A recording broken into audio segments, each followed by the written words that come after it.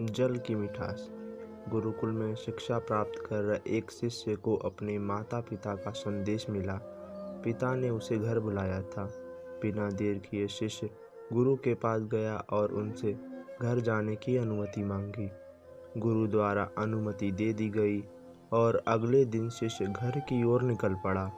वह पैदल जा रहा था। गर्मी के दिन थे। रास्ते में उसे प्यास लग आई।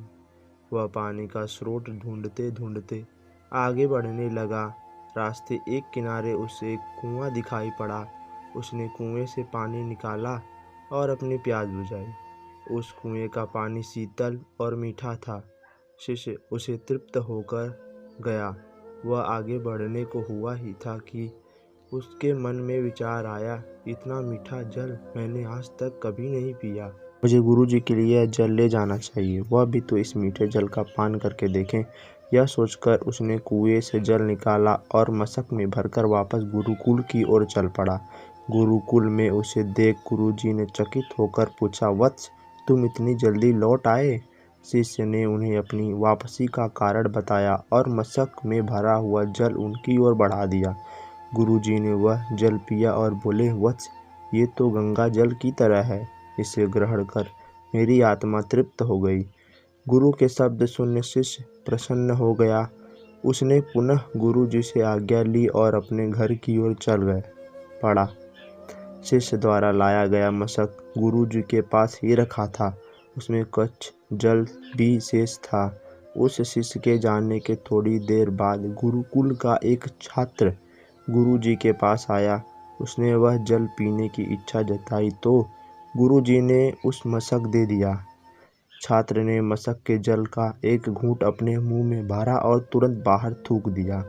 वह बोला, गुरुजी, यह जल कितना कड़वा है।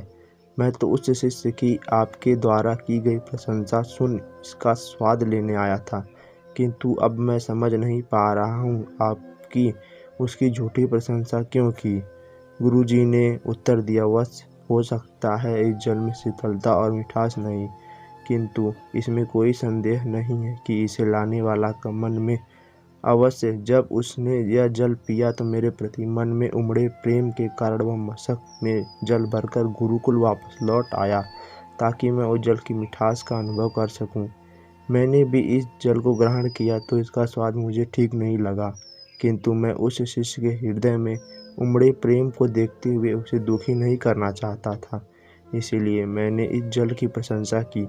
ये भी संभव है कि इस मशक के न साफ होने के कारण जल का स्वाद बिगड़ गया हो और वह वैसा ना रहा हो जैसे कुएं से निकले जाते समय था।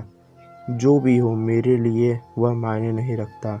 जो मायने रखता है वह है शिष्य का मेरे प्रति प्रेम। उस प्रेम की मिठास मेरे लिए जल की मिठास से अधिक महत्वपूर्ण है। सीख, हमें किसी भी घटना का सकारात्मक पक्ष देखना चाहिए। नकारात्मक पक्ष देखकर न सिर्फ हम अपना मन मलिन करते हैं बल्कि दूसरों का भी, इसीलिए सदा सच्चाई पर ध्यान दें। दोस्तों, अगर हमारी ये कहानी आपको पसंद आई हो तो वीडियो को लाइक और हमारे चैनल को सब्सक्राइब करें। धन्यवाद।